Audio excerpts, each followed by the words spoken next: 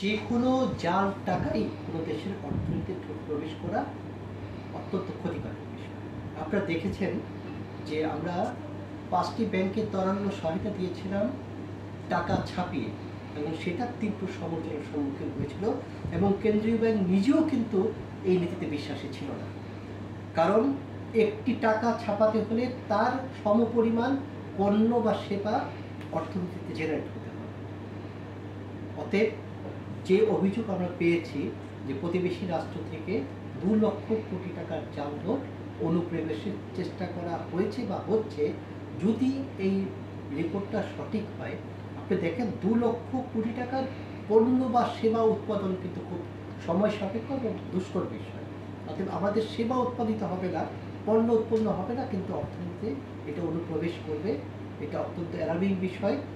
আমরা কোনোভাবেই বিশ্বাস করতে চাই না যে আমাদের প্রতিবেশী একটি বন্ধু রাষ্ট্রের তাদের রাষ্ট্রীয় ছাপাখানায় এই জাল নোট ছাপানো হয়েছে। এইটা যদি সত্য হয়, অবশ্যই এটা হবে বিষয়টা।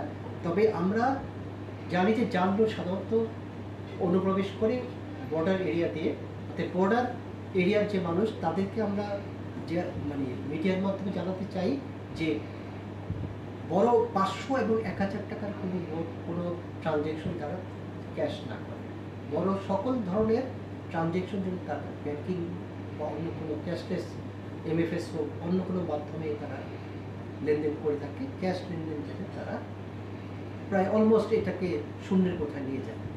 এর ফলে যারা, কারণ জাল নোট সাধারণত বড় নোটেই হয়ে থাকে, অর্থাৎ এই জাল নোটের মাধ্যমে অনুপ্রবেশ করার সুযোগ থাকবে না। তবে আমরা এই বিষয়টিকে গুরুত্ব সহকারে নিয়ে, যখন নিউজটি প্রথম পত্রিকায় আসে তার অব্যবহিত পরেই আমাদের ডেপুটি গভর্নরের নেতৃত্বে একটি বড় কমিটি আমরা কাজ করি একসাথে। সেখানে ডিজিএফআই, এনএসআই, এসবি, সিআইটি সবাই উপস্থিত ছিল, এবং আমরা একটি হোয়াটসঅ্যাপ গ্রুপ করব প্রতিটি প্রতিষ্ঠানের কনসার্ন ব্যক্তিদের নিয়ে। ইতিমধ্যে হোয়াটসঅ্যাপ গ্রুপ হয়েছে, যে গ্রুপে আমরা জাল নোট সংক্রান্ত যে কোনো তথ্য যদি কেউ অবগত হয়, সেই তথ্যটা সত্য মিথ্যা যাই হোক, ওই তথ্যটা আমরা ওখানে পোস্ট দিব।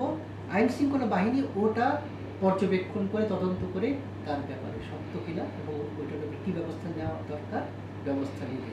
এবং আইন শৃঙ্খলা বাহিনী একটি বিষয় আমাদেরকে বলেছে যে নিউজটাতে যদি বলা হয় যে সব বর্ডার এরিয়াতে টাকা প্রবেশ করবে, আমরা সবার ফোকাসটা বর্ডার এরিয়াতে থাকলেও দেখা গেল আসলে খোদ রাজধানীর ভিতরেই এই কাজটা তারা করছে, স্টেট স্পন্সার, যেটা অত্যন্ত দুঃখজনক। একটা বন্ধু রাষ্ট্র কখনোই অন্য রাষ্ট্রের সাথে এরকম আচরণ করতে পারবে, এবং এই কথা নিউজটা যদি সত্য না হয়, সেটাই আমরা সবচেয়ে বেশি